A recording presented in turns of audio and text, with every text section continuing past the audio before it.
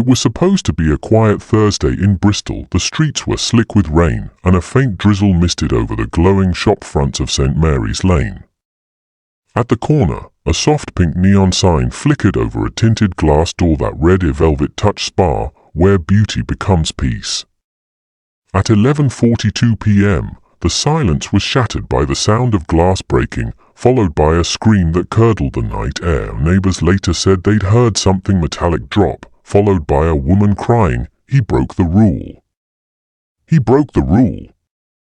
Then came silence. When the police arrived, they found the door slightly ajar, the scent of lavender oil mixed with something metallic and wrong, the unmistakable tang of blood. A detective, Ethan Cole, a tall man in his 40s with a weathered face and eyes that had seen too many tragedies, pushed the door open with his gloved hand. He was greeted by chaos. The reception area was bathed in the flickering light of shattered lamps.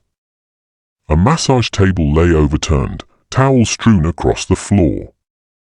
And near the far mirror, cracked into a spiderweb of broken reflections, sat a woman in a silk robe, her hands trembling, streaked with blood. Her name was Clara Reeves, owner of Velvet Touch, local celebrity, former model turned entrepreneur. Her eyes were distant, fixed on the shards of the mirror as if they held her soul. She whispered under her breath, again and again, "He broke the rule." Cole crouched beside her, voice calm but firmer. "Mrs. Reeves, can you tell me what happened?" No answer. Just her slow, rhythmic breathing and the faint hum of a broken wall fan spinning in the corner. Then Cole saw it, just behind her, under the massage table, a male body. Blood pooling from the head wound. Young, athletic build, maybe mid-20s, and in the far storage room, another shape wrapped in a white sheet. Two men. Two different ages, both dead, both connected to her. Cole straightened, his jaw tightening. To secure the perimeter, he ordered his team. "No one in or out. We've got a double." The camera of this story freezes there, Clara's reflection fractured in the broken mirror, and the faint echo of thunder rolling through Bristol's dark sky. Flashback begins. 3 months earlier. The story rewinds. 3 months before the murders, the Velvet Touch Spa was a symbol of elegance and calm. Warm lighting, gentle music, and the scent of eucalyptus made every visitor forget the noise of the city outside. The center of it all was Clara Reeves, 38, graceful, poised, her every step controlled and confident. To her clients, she was the embodiment of serenity. To those who worked under her, she was something else entirely, perfectionist, private, unpredictable. Her husband, Daniel Reeves, 45, often dropped by with flowers or coffee. He was a well-dressed real estate agent, respected and polite, though his smiles never seemed to reach his eyes. Together, they looked like the perfect couple, the image of success and stability. But as the spa expanded and Clara hired new staff, Daniel's visits became less frequent. His long hours at the office turned into overnight stays on business trips, while Clara's own nights grew longer, spent alone, or so people thought, until the day Liam Harper walked through the spa's glass door. The arrival of Liam Harper. He was 26, confident, with a smile that felt both sincere and dangerous. A certified personal trainer looking for part-time work, he claimed he could offer fitness therapy sessions to spa clients, a mind-body integration program, as he put it. Clara almost laughed when she first heard it. But his voice had a calm conviction, and when he met her eyes, she didn't look away. She told him she'd think about it. He told her, "You'll call me before the day ends." And she did. From that day forward, Liam became a quiet but constant presence in the spa, training clients, chatting with staff, often staying late to lock up. He moved with ease through the softly lit hallways, his confidence effortless, his charm intoxicating. Rachel Moore, the spa's senior assistant, noticed how Clara began dressing differently, softer fabrics, darker lipstick, a kind of awakening that was subtle but visible. When Rachel teased her one evening, "Someone's putting color back in your cheeks, boss," Clara just smiled faintly and said, "Sometimes life gives you a second sunrise. You'd be a fool not to watch it." The chemistry grows. Liam and Clara started spending time after hours. She claimed they were developing a new client program, but the air between them was too charged to be professional. He would demonstrate stretches, his hands guiding her shoulders, his voice low and smooth. She felt her pulse quicken each time he touched her wrist to correct her posture. It wasn't love, not yet, but it was dangerous. One evening, after everyone had gone, they shared a drink in the dim glow of the reception room. Liam leaned closer and whispered, "You don't really like silence, do you? You just pretend you do." She didn't answer. Instead, she looked at the mirror behind the counter, her reflection standing beside his, and said quietly, "Silence is safer than words. Words ruin things." But that night, they didn't stay silent for long. Daniel's distance. Meanwhile, Daniel Reeves noticed the change. He wasn't a fool. He had built his business reading people. He saw the way Clara avoided eye contact when he mentioned her staff. The faint scent of male cologne that wasn't his on her scarf. He tried to reach her. He bought her a new branch property, a second location for Velvet Touch, hoping it would reignite their shared dream. He told her, "You've earned more. I want to see you shine." She thanked him with a kiss on the cheek, the kind given to strangers. At night, he sat alone at their kitchen table, scrolling through her sparse social media posts. In almost every picture, she looked radiant. But in her eyes, there was something he didn't recognize anymore. The mirror scene. One night, after Liam left, Clara stood before the large mirror in her private massage suite. She stared at her reflection, the same face she had built her career around, the same beauty that brought her success and envy. But lately, it felt like she was fading behind it. Rule number 1, she whispered to herself, never let anyone see you need them. It was something her mother used to tell her, after the bruises from Clara's first husband had healed. Control is survival, darling. Rule number 1, always remember that. She turned off the lights, but the reflection seemed to linger a moment longer than it should have, a half-second delay that made her shiver. Liam's influence. Weeks passed, and the relationship between Clara and Liam deepened. He was attentive, playful, full of life. He brought youth back into her world of responsibility and stress, but he also had ambition. He often spoke about opening his own gym, about how people waste their bodies sitting in spas instead of changing them. Clara would laugh and tell him, "Some of us prefer peace to sweat." He replied once, his tone sharper, "Peace is just what people buy when they're afraid to fight anymore." Something about that stuck with her. Their affair was an intoxicating mix of thrill and guilt. In the soft light of the spa, under the scent of jasmine candles, Clara often imagined what it would be like to erase her old life completely. No Daniel, no judgment, no rules.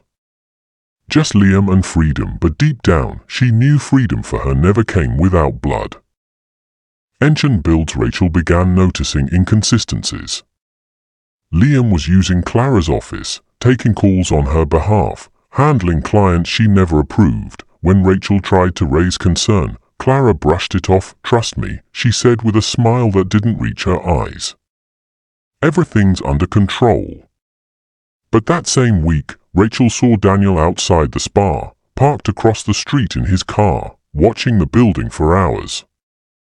His face was pale, his hand clutching the steering wheel tightly. The discovery. One night, Daniel found a message on Clara's work phone. A single text, glowing on the screen, "See you tonight, my goddess."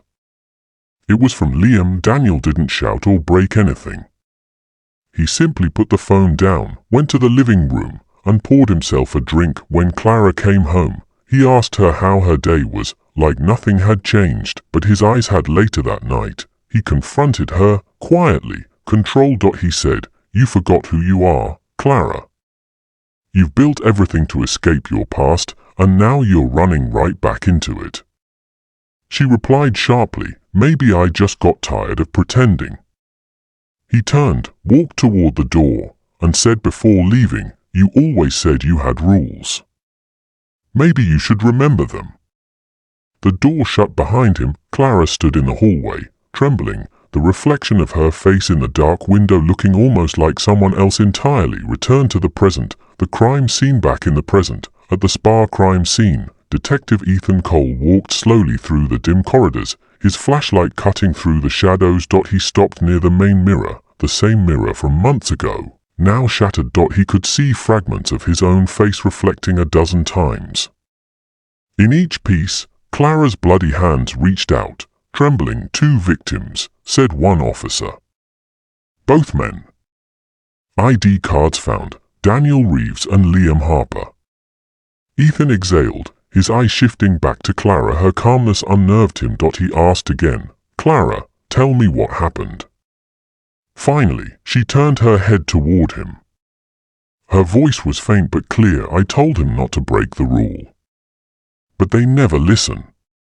Closing beat of Section 1. Outside, thunder cracked. Rain poured harder against the windows. Ethan stepped outside to breathe. The neon sign above the door flickered once more before short-circuiting completely, plunging the spa's entrance into darkness. He looked back through the glass at the woman sitting under the mirror, motionless, eerily composed, and muttered to himself, "This isn't just about love or jealousy, this is something older. Something practiced." The rain washed the blood down the steps and into the street. In the distance, the church bell struck midnight, and somewhere deep inside the velvet touch spa, behind walls scented with roses and death, the truth waited, cold, silent, and patient, for the next chapter to begin. A soft focus montage rolls, the spa doors opening at dawn, steam drifting from stone bowls, clients laughing, the camera gliding past the wall of mirrors, a narrator voice. To everyone outside, Velvet Touch looked like the picture of success, full appointment books, flawless reviews, and a radiant owner who seemed to have it all. But the camera lingers on Clara's face as she lights a candle. Her hands shake for a moment. Then she steadies them, forcing composure. Cut to black 1. The after-hours routine. 4 weeks after the night Daniel found that message, Clara pretended nothing had changed. She arrived early, left late, smiled for the clients, and avoided her husband's eyes at breakfast. But every Tuesday and Friday, when the spa closed at 8 p.m., she told staff she was testing new treatments. Only Liam Harper stayed behind. Inside the locked therapy suite, the air turned heavy with sandalwood and anticipation. At first, the sessions were professional, posture corrections, breathing exercises. Then came longer holds, slower breathing, touches that lingered too long to be innocent. He whispered techniques in her ear. She corrected his rhythm. It was half lesson, half confession, and each night, when it ended, she'd whisper the same line before unlocking the door. Rule number 1, what happens in this room stays in this room. Liam would grin. Guess I just broke it by thinking about you all night. 2. Rachel notices. Rachel Moore, 33, had been Clara's assistant since the spa's opening. She noticed patterns, fresh wine stains on the office rug, 2 used glasses in the bin, towels missing from inventory. 1 evening she caught sight of Clara through the frosted glass of room 3, 2 silhouettes moving too close. Rachel turned away quickly, cheeks burning. Later, when Clara emerged, Rachel muttered, "You're working too hard lately." Clara smiled too fast. Success never sleeps. Rachel nodded but kept her distance. Something about her boss's tone, sweet on the surface, brittle underneath, made her uneasy. 3. Daniel's silent surveillance at home. Daniel Reeves tried to salvage normality. He left notes on the fridge, cooked dinner, pretended to sleep while Clara slipped out for inventory checks. But suspicion gnawed at him. 1 night he parked opposite the spa after closing, engine off, lights dimmed. Through the tinted windows he could see faint movement, shadows, maybe candlelight. When the door opened an hour later, Liam stepped out first, shirt half buttoned, followed by Clara adjusting her coat. Daniel's breath caught. He didn't move, didn't honk, didn't confront. He simply watched until they parted at the corner, she turning left, he right, before starting the car and driving into the rain. That was the night something inside Daniel hardened for Liam's ambition at the spa. Liam grew bolder. He began taking morning clients without permission, using Clara's name to approve memberships. He suggested adding the fitness therapy packages, promising to double profits. Clara, blinded by infatuation, agreed. Soon, He was the face clients wanted, younger, livelier, a contrast to her composed elegance. He thrived on the attention. While she watched from behind her office glass, jealousy blooming quietly when she asked him once, "Do you ever think about where this ends?" He laughed. "With me owning my own studio, maybe you running it." She smiled, but her eyes darkened. 5. Ethan Cole's narration cut ANS intercut documentary-style voiceover from Detective Ethan Cole, the investigator from Section 1. By late spring, Velvet Touch's profits were rising. But underneath, so was the tension. In every crime, there's a moment when the line between choice and consequence blurs. For Clara Reeves, that moment came disguised as love. The camera cuts between footage of Clara massaging a client's hand, Liam teaching a stretch, and Daniel watching from a distance. The soft soundtrack of spa music morphs into a faint heartbeat. 6. Confession by candlelight. One Friday, Clara opened a bottle of wine after hours. Liam poured 2 glasses, teasing, to forbidden things. They sat cross-legged on the massage table, talking about childhood, ambition, fear. Clara confessed that she'd once been married before Daniel, a man named Mark Sutton who disappeared years ago. Liam whistled softly. "So you've got history." She smiled thinly. "History has me." He reached for her hand. "Maybe you just picked the wrong men." She pulled away. "Or maybe they picked the wrong woman." Her tone changed, low and deliberate. Rule number 1, Liam. Don't mistake comfort for love. He grinned. Too late. That night, for the first time, she told him she loved him and hated herself for meaning it. 7. Daniel's confrontation. The next morning, Daniel waited in her office. He held a manila envelope, photographs taken by a private investigator, shots of Clara and Liam entering the spa together after hours. He didn't raise his voice. "I just need you to tell me the truth." Clara froze. "You had me followed." He nodded. "I had to know if I'd already lost you." She tried to sound calm. "It's not what it looks like." He handed her the photos. "Then tell me what it is." Silence. The clock ticked. Finally she said, "I can't." He stared at her for a long moment. Then quietly, "You forgot the rule, Clara.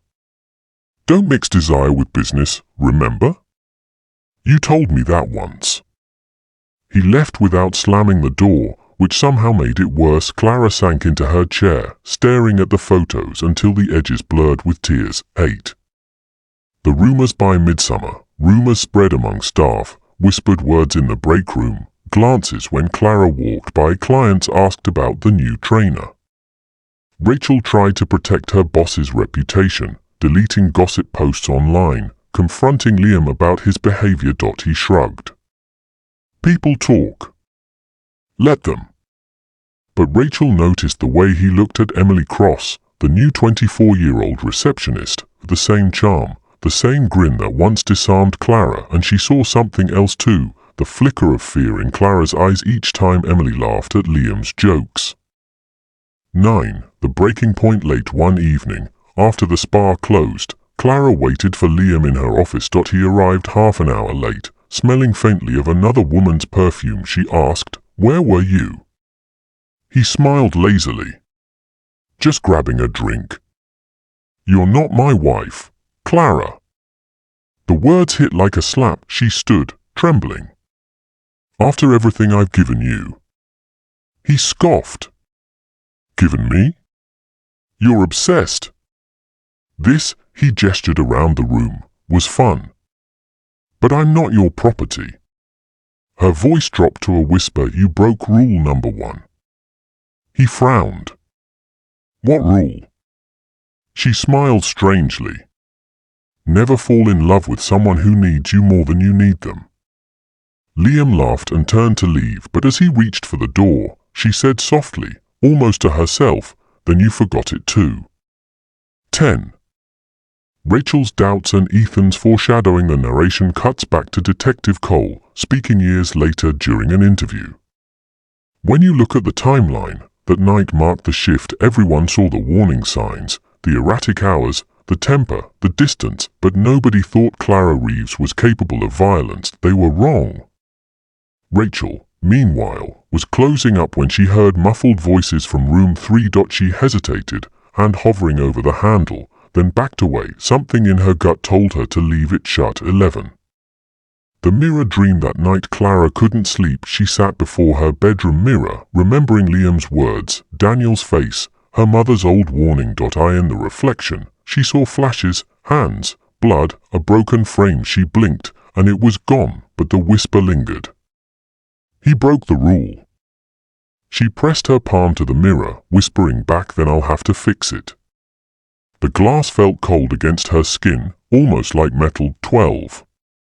Closing scene, foreshadow of violence. Next evening, the spa looked serene as always. Candles glowed, fountains trickled, soft music played. Clients left one by one until only Clara and Liam remained. Through the glass, the city lights shimmered like reflections in water. As she poured wine, he accepted that their laughter echoed faintly, but under it was tension, sharp, invisible, growing thicker with every word.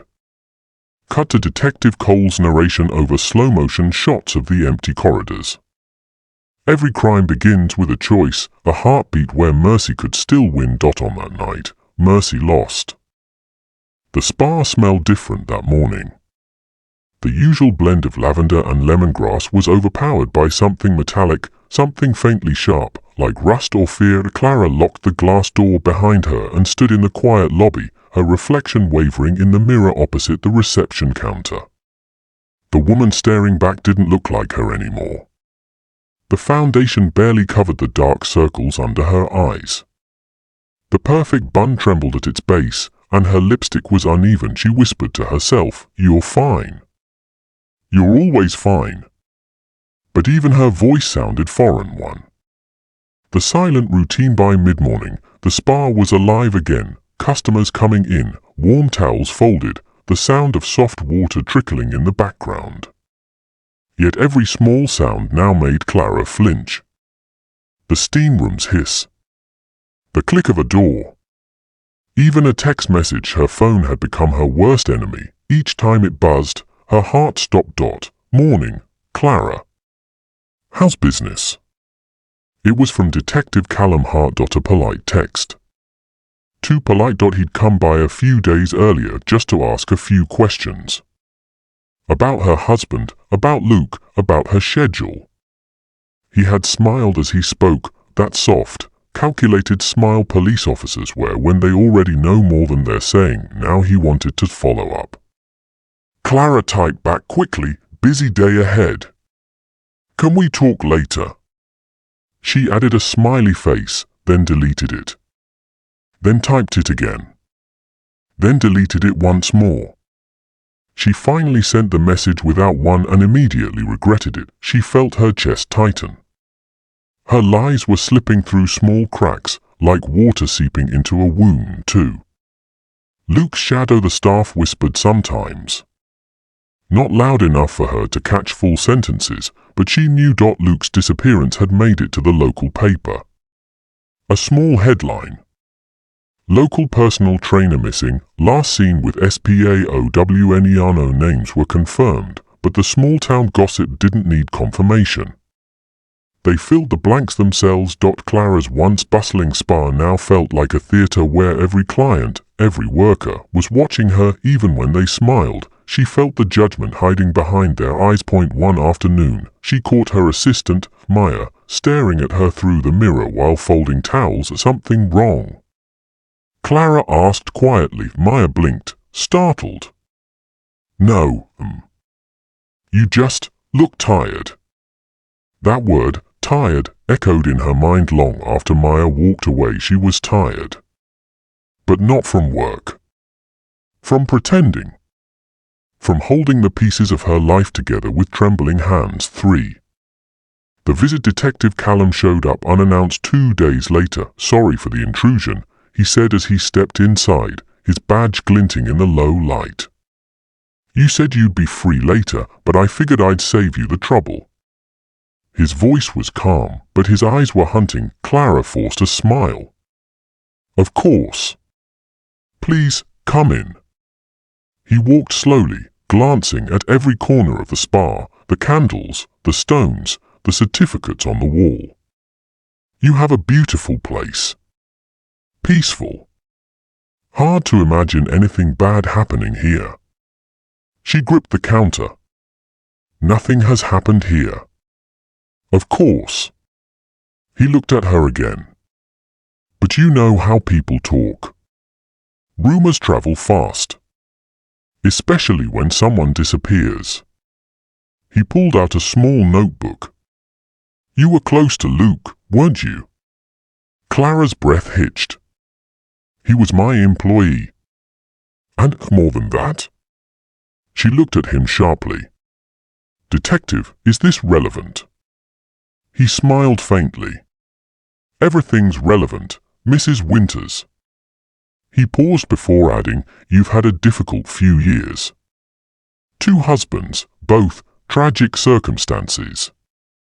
The words hit like a hammer. She wanted to scream, but her voice betrayed her. You don't know anything. Callum closed the notebook. You're right. Not yet. Then he turned and left, his footsteps echoing softly on the tiled floor. When the door clicked shut, Clara's knees gave out.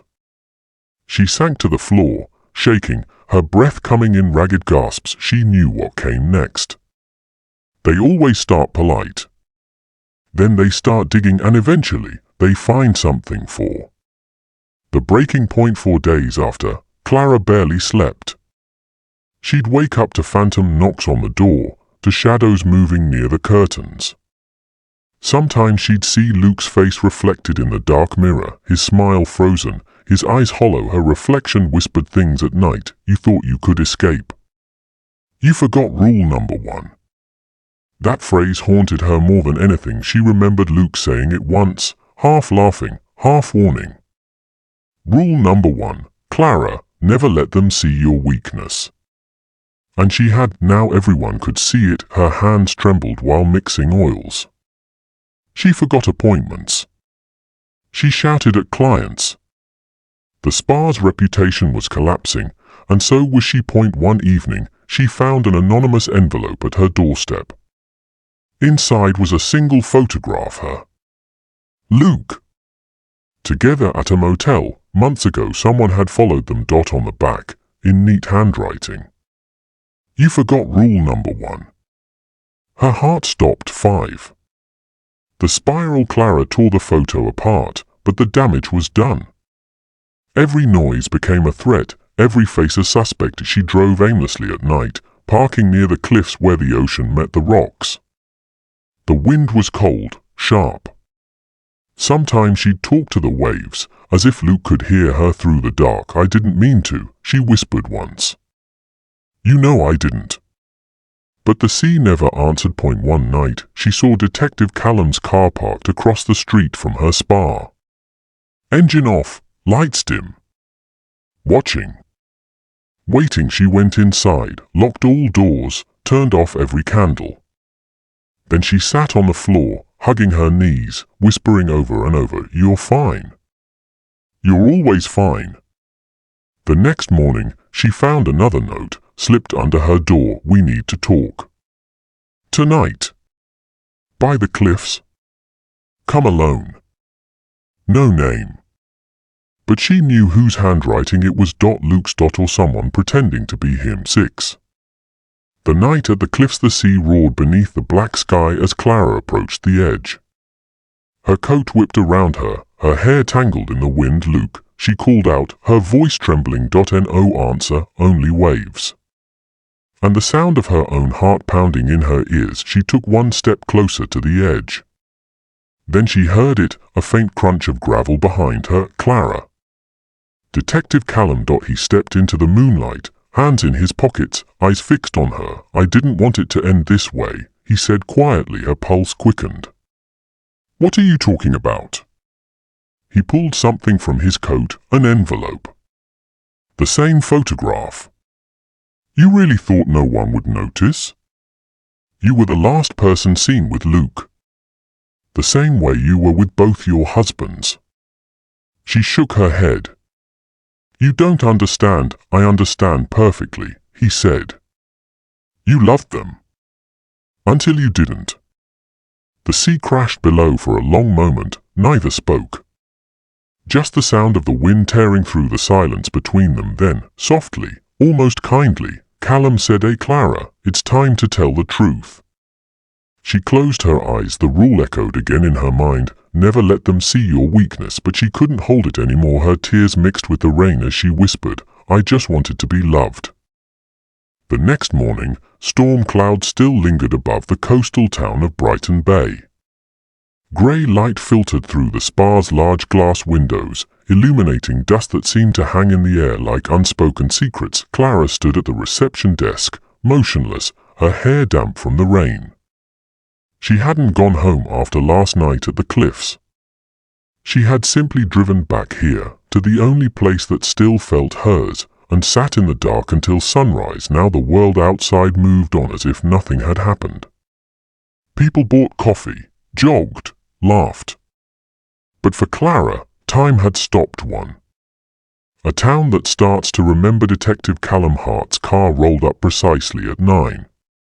He stepped out in the same dark coat, expression unreadable. The bell above the door rang softly as he entered. "You opened early," he said. "I couldn't sleep." He nodded once, scanning the lobby. 2 officers followed him quietly, setting up a small recording device on the counter. "Mrs. Winters," Callum began, "this isn't an arrest. Yet. But we need clarity about Luke Thompson's disappearance and about your late husband's death 3 years ago."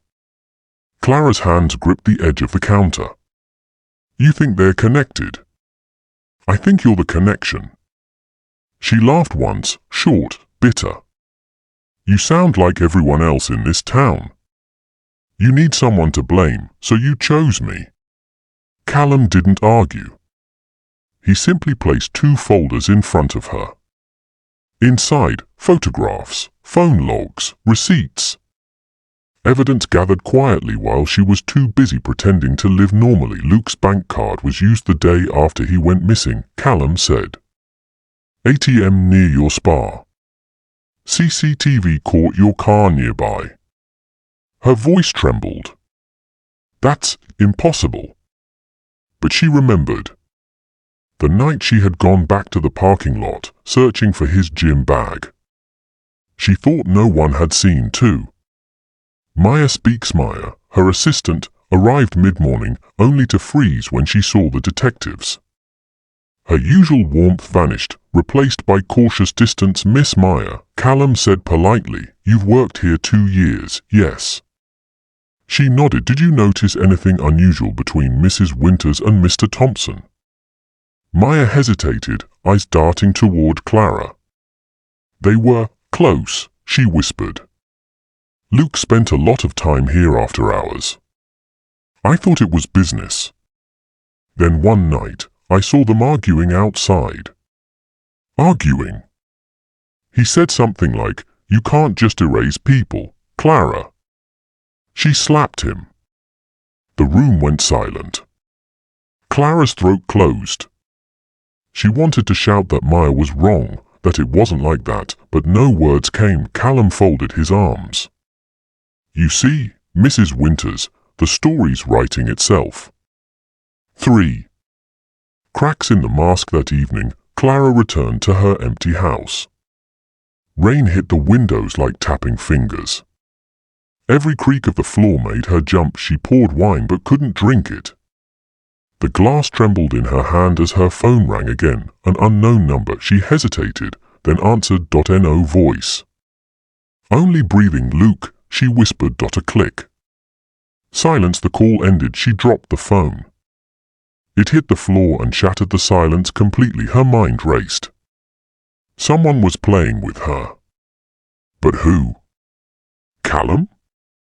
Maya? Someone from the past. She opened her laptop and searched Luke Thompson missing. Dozens of articles appeared. The more she scrolled, the more her name surfaced, not officially, but in comment sections, whispers, forums, she's cursed. Both her husbands died mysteriously. Maybe she got rid of Luke too. Her pulse thudded in her ears. She closed the laptop and pressed her palms to her eyes until she saw flashes of light for the detective's discovery. The next day, Callum visited the cliffs. The waves were calm now, but the wind still carried a faint echo of that stormy night. An officer handed him a sealed plastic bag. Inside, a men's bracelet, the same one Luke always wore during training. It had washed ashore. Send it for prints, Callum ordered. As he turned away, his partner, Officer Grant, said quietly, "She'll break soon. People like her always do."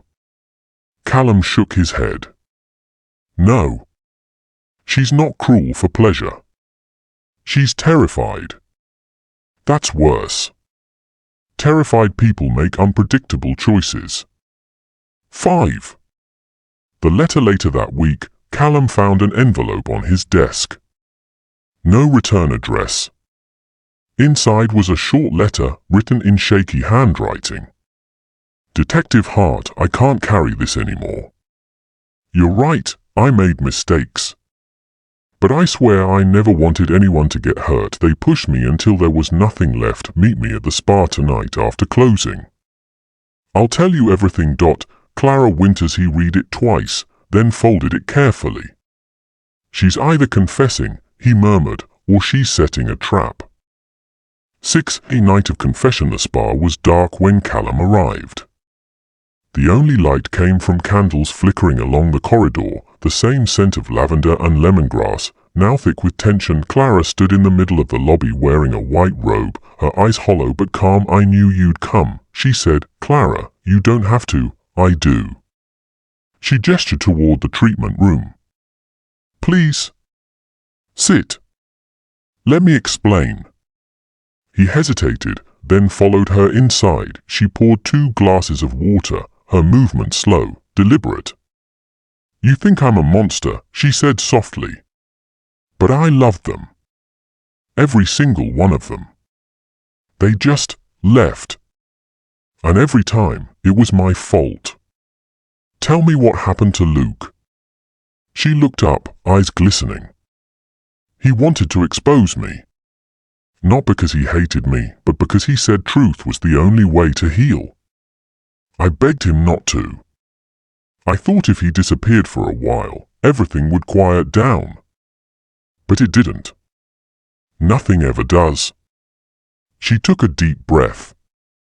"That's the truth, detective. I didn't kill anyone. I buried lies, not people." Callum studied her face, unsure whether to believe.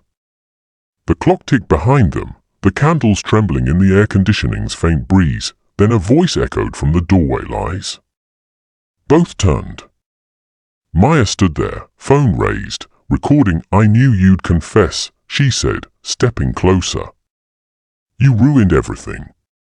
You used us." "Maya, stop," Clara pleaded. "You don't understand." But Maya's hand shook. "You don't deserve pity." The tension cracked open like lightning. Callum moved between them. "Enough. Everyone stop." But Clara's eyes darted toward the door, escape instinct firing again. She bolted. 7.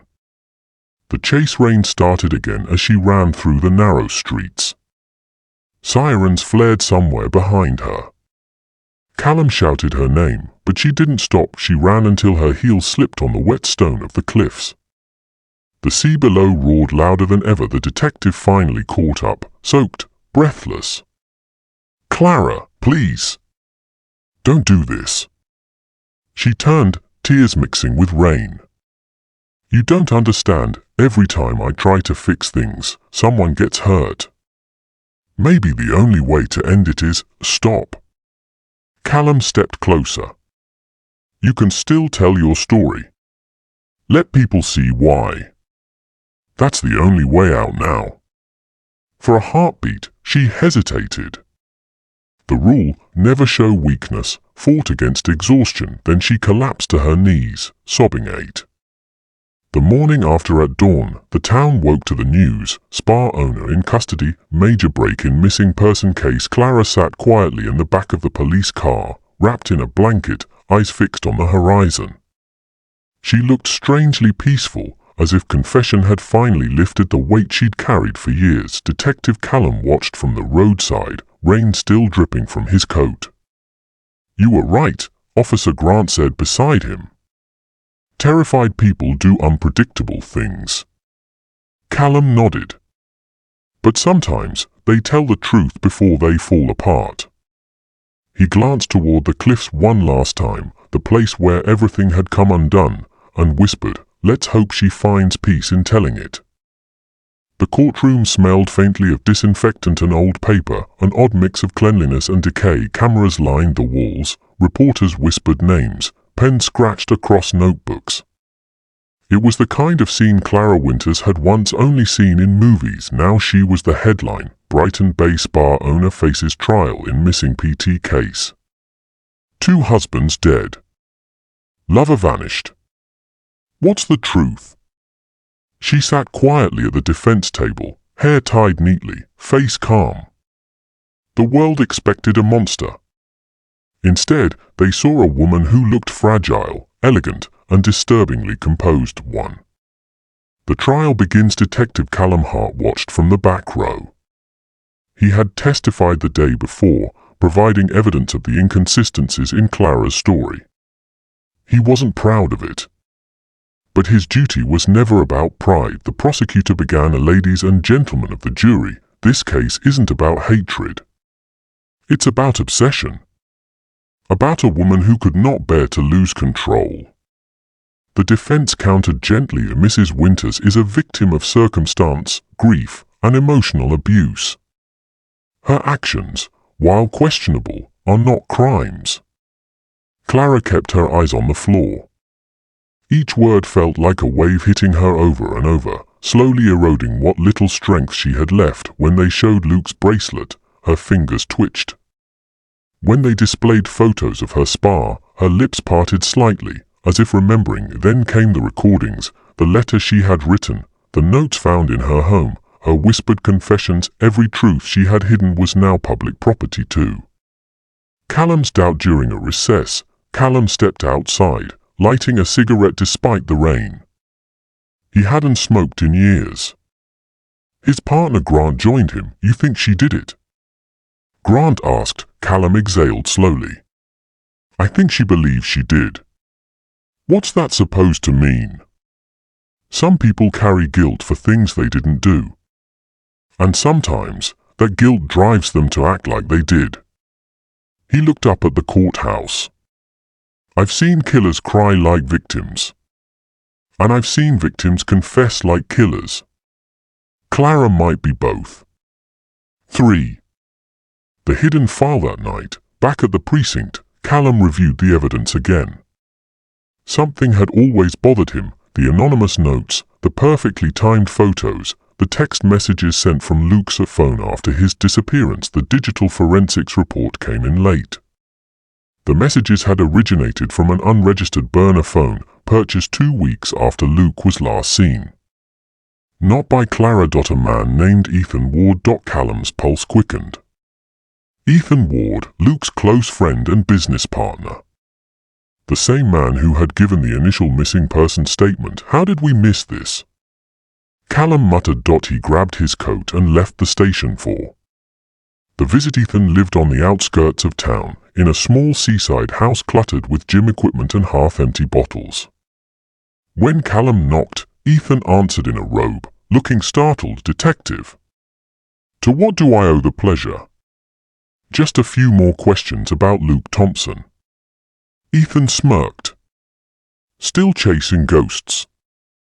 Callum stepped inside uninvited, eyes scanning the room, and froze when he saw a photo on the mantel. Luke and Ethan, arms around each other, smiling.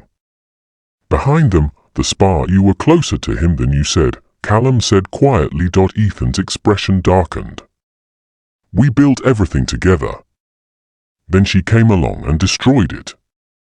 He poured a drink, hands trembling slightly. Luke wasn't the only one she manipulated, detective. She played us both. But you're the one who sent the messages, Callum said. You followed her. You took those photos. Ethan looked at him, eyes glassy. She needed to pay. Did she kill him? A long pause. Then, softly, no. I did. Callum's chest tightened. The rain outside grew heavier. Ethan smiled faintly. But she's better at pretending guilt than I'll ever be. 5. The confession that changes everything. By the next morning, Ethan Ward was in custody. His confession, recorded, signed, undeniable. Luke had confronted him about money laundering tied to their gym business. The fight had turned physical. A fatal accident, then panic. Ethan had used Clara's affair as the perfect cover, feeding the illusion of her guilt through anonymous letters and messages. When the news broke, the courthouse exploded with whispers. Clara, sitting in her cell, was silent when Callum came to see her. He placed the report on the table. You were right, Clara. You didn't kill him. Her eyes flickered up, faint disbelief in them. Then why does it still feel like I did? Callum sat down. Because you blamed yourself long before anyone else did. 6.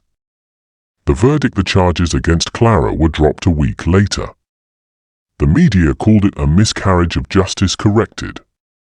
But for Clara, freedom didn't feel like freedom at all. She returned to her empty spa, stripped of clients, mirrors, and meaning. The candles had melted into shapeless wax pools.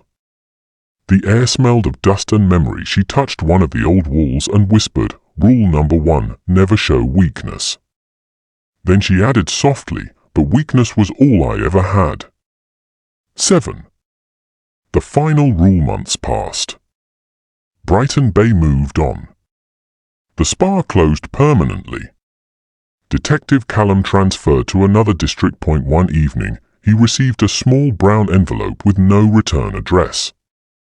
Inside was a single photograph, Clara, sitting by the cliffs, smiling faintly. On the back, 5 words were written in delicate script. Rule number 1, forgive yourself. Callum stared at the message for a long time before slipping it into his coat pocket. Outside, the wind carried the faint scent of salt and lavender, the last trace of the woman who had once haunted the town and herself. He whispered to the air, "Goodbye, Clara." End of section 5. The final rule. Climax summary. The real killer is revealed to be Ethan Ward, Luke's jealous business partner. Clara's emotional confessions were guilt-driven but not based on direct crimes. Detective Callum uncovers the truth just in time, giving the story moral weight, about manipulation, guilt, and redemption. The rule number 1 theme concludes as self-forgiveness, not power or secrecy.